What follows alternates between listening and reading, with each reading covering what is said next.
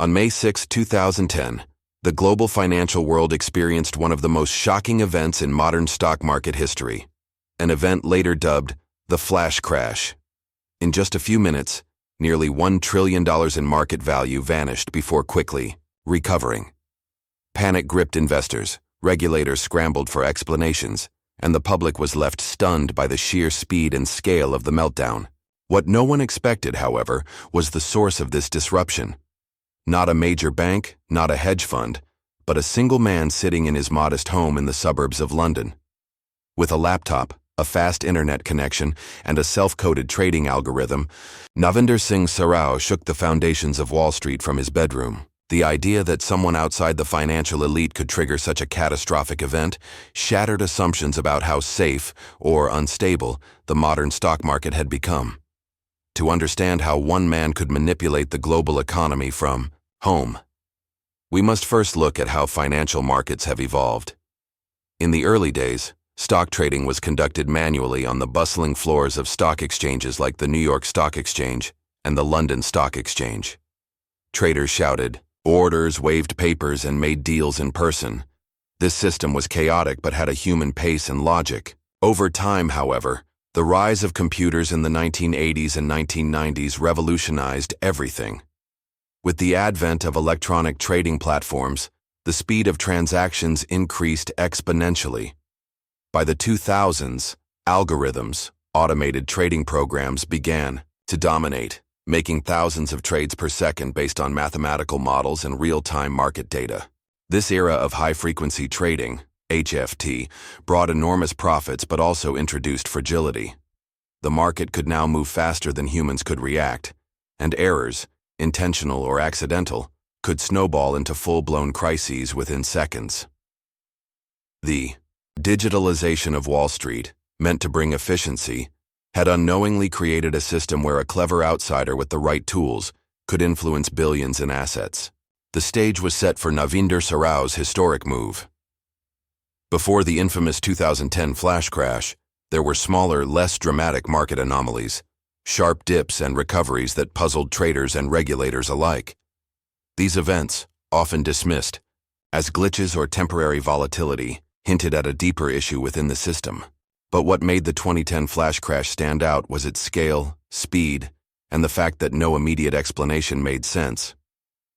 Historically, the term flash crash refers to a sudden, severe drop in market prices followed by a swift recovery, usually within minutes.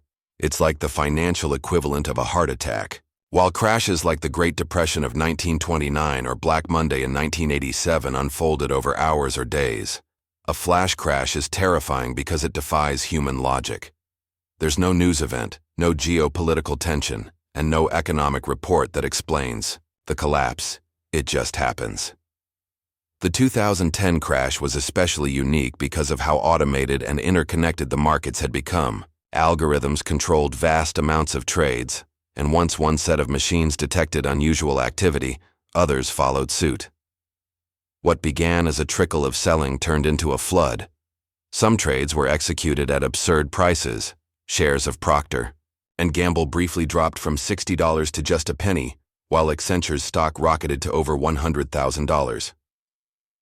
While major financial institutions scrambled to understand what happened, a quiet investigation began into the underlying causes. What they discovered would stun even seasoned regulators. Navinder Singh Sarao was far from the image of a financial supervillain. He lived in his parents' modest home in Hounslow, a suburb near London's Heathrow Airport. A British man of Indian descent, Sarao had no Wall Street pedigree, no Ivy League degree, and no flashy lifestyle. What he did have was a sharp mind, a knack for numbers, and a deep obsession with the movements of the financial markets. Sarao began trading from home in the early 2000s, teaching himself through trial, error, and an almost obsessive dedication to watching price movements. He eventually developed his own algorithmic trading software, which allowed him to manipulate the market using a tactic called spoofing. This involved placing large sell or buy orders that he never intended to fulfill, orders that tricked other traders and their algorithms into believing a big move was coming, prompting them to react accordingly. Then, just before the orders could be matched, Sarao would cancel them and make his actual trades at more favorable prices. He wasn't part of a firm. He wasn't even using cutting-edge technology. He simply used off-the-shelf trading software and modified it to suit his purposes. Between 2009 and 2015, Sarao earned millions using these tactics. But on May 6, 2010, his activity collided with the fragile architecture of the modern financial system and caused a collapse that shook the entire world. Spoofing, the technique Navinder Singh Sarao used to manipulate the market, wasn't a household term before the 2010 flash crash. In fact, for many years, spoofing existed in a legal gray area. It involved a deceptive trading tactic where a trader would place large orders with no intention of executing them, simply to mislead the market about supply and demand.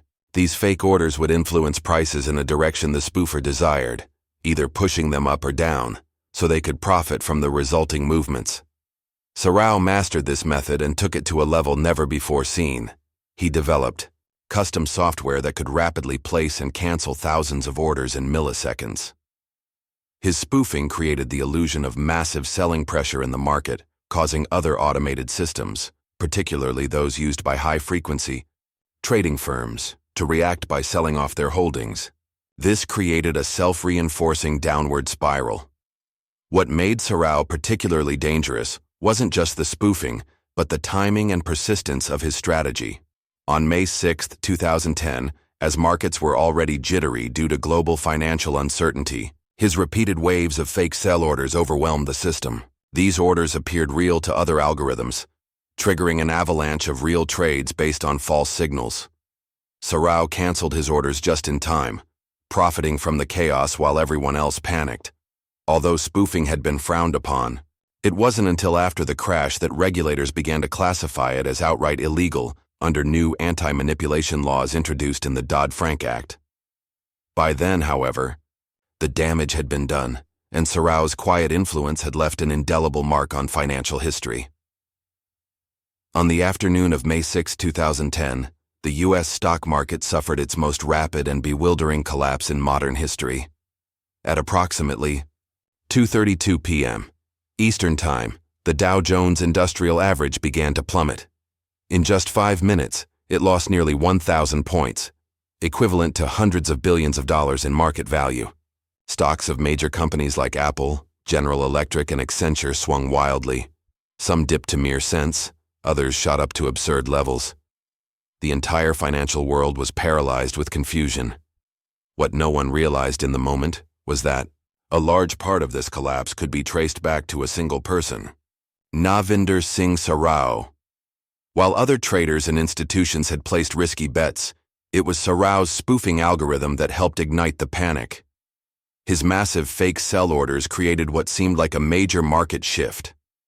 High-frequency traders, which rely on detecting trends in milliseconds, saw these orders and reacted en masse, selling off holdings, adjusting positions, and canceling trades.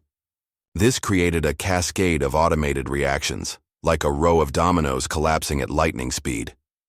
The Securities and Exchange Commission, SEC, and the Commodity Futures Trading Commission, CFTC, launched a joint investigation. Their findings were stunning. Although Sarao didn't act alone in the crash, his spoofing played a significant contributing factor. His influence wasn't due to massive capital, but rather a perfect storm of manipulation, automation, and systemic vulnerability. The event exposed how fragile and interconnected the modern financial system had become. A lone individual, armed with nothing but a laptop and a clever piece of software, had shaken the global economy without even leaving his bedroom. The 2010 flash crash was not just a momentary dip in the market, it was a wake-up call to the fragility of a global financial system increasingly run by algorithms. Nearly $1 trillion in value evaporated in minutes, although most of it rebounded just as quickly. Still, the psychological impact on traders, investors, and regulators was profound. If a single trader working from his bedroom in Hounslow could trigger such devastation, what did that say about the supposed stability of the markets? Governments around the world were stunned. Financial analysts had long feared the unintended consequences of high-frequency trading, but now those fears were confirmed in spectacular fashion.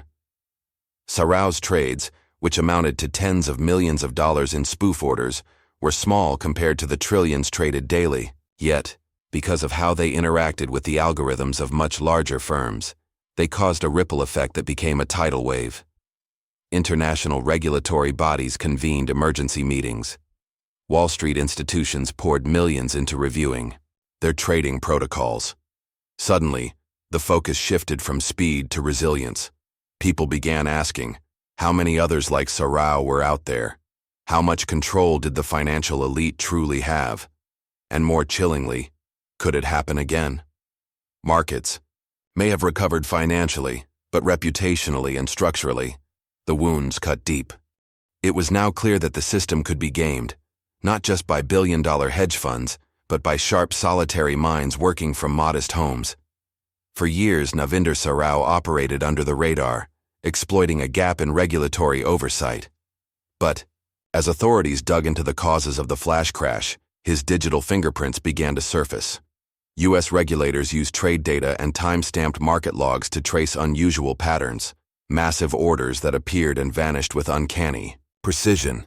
Eventually, their trail led to a shocking conclusion. These weren't the moves of a Wall Street firm, but of an individual in West London.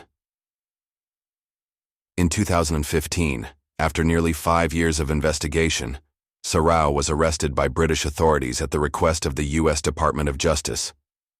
The charges were serious: wire fraud, commodities fraud, manipulation, and violating the new anti-spoofing provisions in the Dodd-Frank Act. He faced potential decades in prison and millions in fines. But what happened next surprised many. Sarao, far from being a hardened criminal, cooperated with authorities. He helped explain the inner workings of spoofing, exposed flaws in trading systems, and even agreed to aid in future investigations. In court, he came across as socially awkward, introverted, and possibly on the autism spectrum. The judge acknowledged his unusual situation and the fact that his intentions may not have been as malicious as first thought. In 2020, after pleading guilty and forfeiting millions, Sarao was sentenced to time served and released with no further jail time. The man who had shaken Wall Street was now a free man, his case forever etched in the annals of financial history as a symbol of both genius and systemic failure. Navinder Singh Sarao's case became one of the most sensational legal dramas in the world of finance. Here was a man with no institutional backing, no insider connections, and no flashy office. Yet he was being accused of destabilizing the most powerful financial market on earth.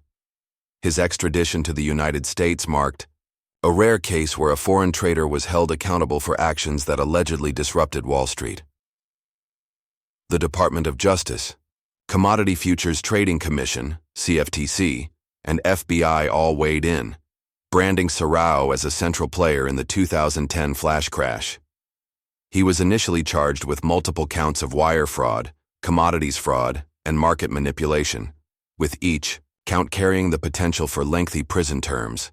At first, the media painted him as a financial terrorist, a rogue coder who nearly broke the economy, but as more details emerged, public opinion shifted.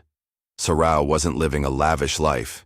He drove an old car, lived with his parents, and didn't invest his millions in yachts or mansions. His behavior suggested someone obsessed with markets, not a criminal mastermind. Many began to see him less as a villain and more as a symbol of the broken financial system.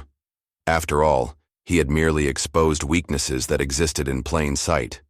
His trial became a lens through which people debated accountability in the digital age. Was Sarao a scapegoat for much larger systemic failures, or a warning sign that regulators had lost control of markets dominated by machines? Ultimately, the judge showed compassion, citing Sarao's cooperation, autism spectrum diagnosis, and genuine remorse. He was sentenced to time served, required to forfeit around $12.8 million, and was spared any further prison time. Even after the dust settled, one question continued to divide financial experts, legal scholars, and the public. Was Navinder Sarao truly the villain of the flash crash, or just a clever trader who exposed flaws everyone else ignored? Supporters argued that Sarao was a genius savant, someone who outsmarted the machines from a bedroom without a team of analysts or supercomputers. They saw his story as a modern-day David versus Goliath, where one man beat Wall Street at its own high-speed game. His manipulation, they claimed, was minor compared to the colossal volumes of spoofing and risky bets made daily by billion-dollar hedge funds and banks. Some even called him a whistleblower of sorts, someone who shined a light on just how easily the system could be gamed. Critics, however, saw him differently. They argued that regardless of his circumstances, Sarao knowingly manipulated the market and contributed to a near economic disaster. His spoofing tactics weren't new, but they were executed with such precision and frequency that he became a destabilizing force in already fragile markets. To them, he wasn't a scapegoat, was a threat. In reality, the truth likely lies somewhere in between. Sarao was not part of a grand conspiracy, nor was he completely innocent. He was a product of a hyper-automated system where regulation lagged behind innovation, and where financial markets had become so fast, complex, and detached from human oversight that a single misstep, or a single man, could bring it all to a standstill. His legacy remains one of the most debated in financial history, a loner who shook the world's biggest stock exchange, and in doing so, revealed how dangerously brittle the digital marketplace had become. The 2010 flash crash and the subsequent revelation of Navinder Singh Sarao's role became a turning point in the regulation of global financial markets. Until then, high-frequency trading, HFT, had operated in a space where speed and profit were rewarded, often with little scrutiny. But Sarao's manipulation revealed something chilling. An individual could manipulate a multi-trillion-dollar market without physically touching a single stock. In response, governments and financial regulators around the world launched comprehensive investigations. In the U.S., the Dodd-Frank Wall Street Reform and Consumer Protection Act, which had already been in the works following the 2008 financial crisis, now gained urgency.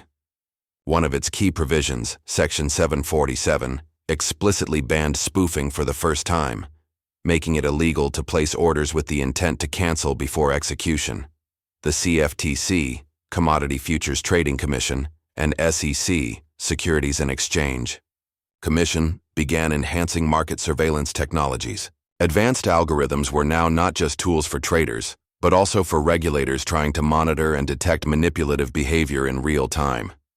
Exchanges implemented circuit breakers to halt trading during wild swings, and kill switches were added to trading systems to shut down rogue algorithms instantly.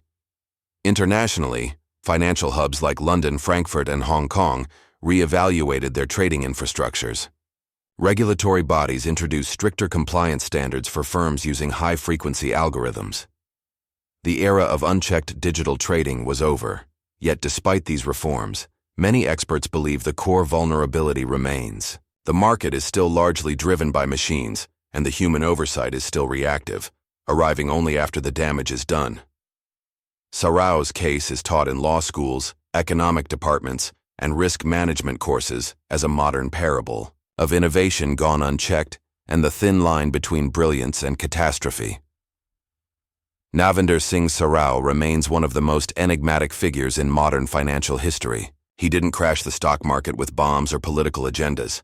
He did it with code, cunning, and a deep understanding of a system few dared question. His actions raised uncomfortable truths about how fragile, fast, and unfair financial markets had become in the age of automation.